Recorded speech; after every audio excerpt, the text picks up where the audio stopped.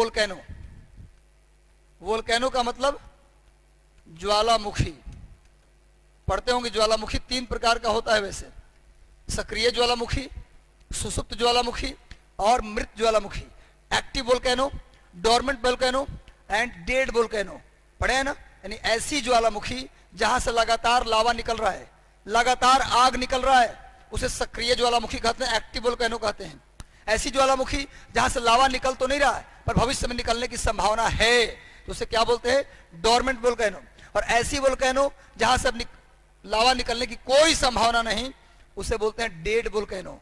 क्या बोलते हैं? मृत ज्वालामुखी, है ना? लेकिन आजकल कोई मृत है नहीं, कब कौन एक्टिव हो जाए कोई नहीं जानता। इंसानों के साथ भी लागू हो रहा है। आजकल कितने बाबा एक एक्टिव हो गए, है ना? जेल काट रहे हैं एक्टिव होकर।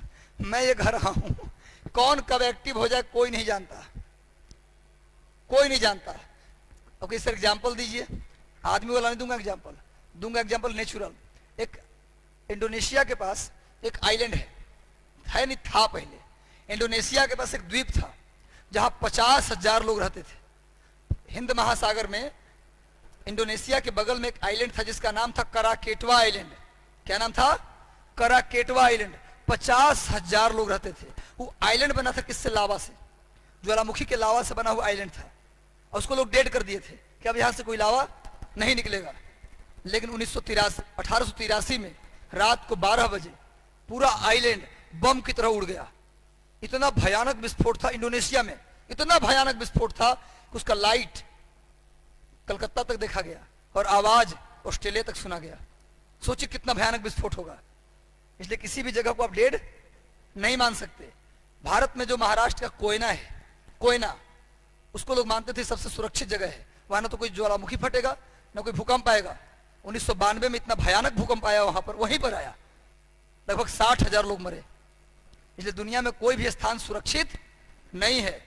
और सही बात तो यह है जी कि हम भले ही चांद पर चले जाएं और मंगल पर चले जाएं और सूरज पर चले जाएं, हमको धरती के बारे में ही पूरा ज्ञान अभी भी नहीं है।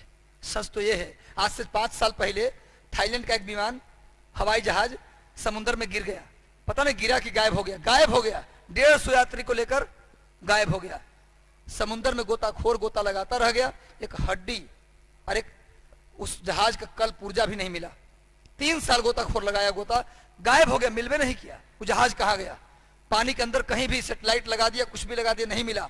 अंत में मजबूरन घोषित किया कि सारे पैसेंजर मर चुके हैं। उनके परिवार वालों को बता दिया गया, मन को मृत घोषित किया गया। 3 साल बाद खोजने के बाद गायब हो गया। उनको धरती के बारे में पूरा पता नहीं है। चल दिए चांद पे घूमने, अरे पहले धरती के बारे में जानकारी ले लो। चलो, ज्वालामुखी। उसके बाद पढ़ेंगे हम लोग 5वां। कौन सा ज्वालामुखी बताए? कराकेटवा। कहाँ है? इंडोनेशिया में। कैसी ज्वालामुखी अब हो गई? एक्टिव। पहले क्या था? डेड। हाँ, साइलेंट भी बोल सकते हैं। शांत ज्वालामुखी, साइलेंट ज्वालामुखी, वेरी गुड। अब आइए types of mountain. Types of mountain यानी पर्वतों के प्रकार। पर्वत का प्रकार। दुनिया में कितने प्रकार के पर्वत हैं भैया? 4 प्रकार के। कितने प्रकार के पर्वत हैं? 4 प्रकार के। कौन कौन? अरे बोल भी दो भाई, एकदम जीरो नील बटा सन्नाटा है। कौन कौन?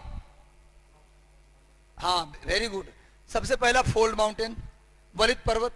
दूसरा है ब्लॉक माउंटेन, भ्रंश पर्वत। तीसरा है ज्वालामुखी पर्वत, वोल्केनिक माउंटेन। और चौथा है रेसिडुअल माउंटेन, यानी कि रेसिडुअल माउंटेन मतलब अवशिष्ट पर्वत।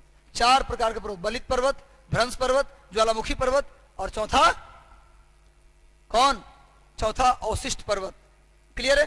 इन पहाड़ों का निर्माण कैसे हुआ, कौन सा पहाड़ कहां है, सब इसी चैप्टर में होगा।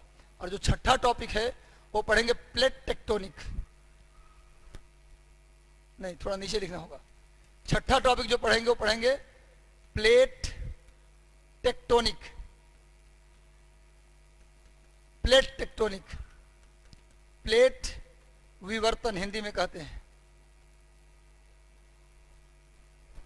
Plate tectonic, plate tectonic. तो पूरा दुनिया किस पर है? प्लेट पर है। ये जो धरती को आप देखते हैं, ये जो पृथ्वी को आप देखते हैं कि एक होगा, ये पृथ्वी एक नहीं है।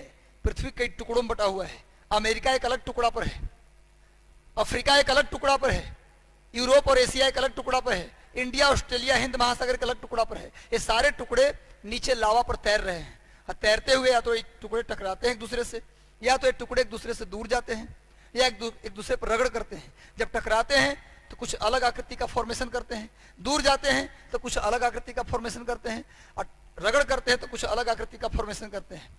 तो जो प्लेट समझ गए, पूरा दुनिया जो धरती आप देख रहे हैं ना ग्लोब में, वो सब जुड़ा हुआ नहीं नीचे से, टूटा हुआ है, सब अलग अलग है। अमेरिका का प्लेट अलग है, प्रशांत महासागर का प्लेट अलग है।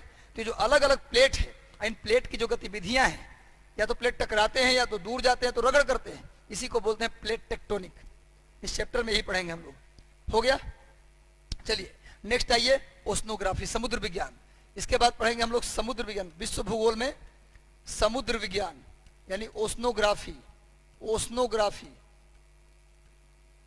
ओशनोग्राफी,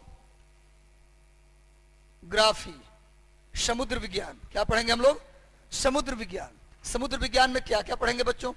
समुद्र विज्ञान में जो पहला टॉपिक होगा वो पढ़ेंगे उच्चावच, समुद्र का उच्चावच। उच्चावच का मतलब होता है रिलीफ। अंग्रेजी में उच्चावच को क्या बोलते हैं बच्चा? रिलीफ। अरे जितना ऊंचाई नीचाई, सुनो, जितना अप एंड डाउन धरती के ऊपर है, जितना पहाड़ पठार मैदान धरती के ऊपर है, जितनी डाइवर्सिटी, जितनी विविधता धरती के ऊपर दिखाई देता है, उससे ज्यादा विविधता कहाँ दिखाई देता है? समुद्र में। समुद्र में भी ऊंचे ऊंचे पहाड़ होते हैं। समुद्र के पानी के अंदर कई सारे पहाड़ है, कई सारा पठार है। समझ में आ रहा है बात ना? तो समुद्र के अंदर जो उच्चावच है, उच्चावच का मतलब क्या? समुद्र के पानी में प्रवेश कीजिए, बिहार की भाषा में हेलिए। समुद्र में हेलिए पहले, तो जहां से हेलिएगा, जहां से आप प्रवेश करिएगा